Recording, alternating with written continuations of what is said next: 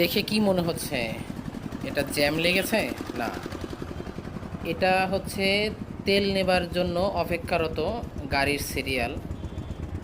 আসলে জানি না এই সমস্যার সমাধান কবে হবে। তেলের জন্য আসলে অফিসে যাওয়া হুমকির মুখে দাঁড়িয়েছে। ঠিকমতো তেল না পাওয়ার কারণে অফিসের টাইম মেনটেন করতে পারছি না। দেখেন আসলে কি অবস্থা। এই সমস্যার সমাধান কবে হবে?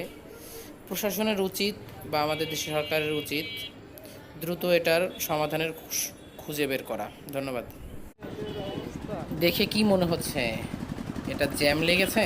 না, এটা হচ্ছে তেল নেবার জন্য অপেক্ষারত গাড়ির সিরিয়াল। আসলে জানি না এই সমস্যার সমাধান কবে হবে। তেলের জন্য আসলে অফিসে যাওয়া হুমকির মুখে দাঁড়িয়েছে।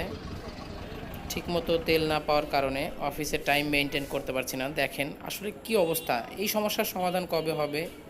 প্রশাসনের উচিত বা আমাদের দেশের সরকারের উচিত দ্রুত এটার সমাধানের খুঁজে বের করা। ধন্যবাদ।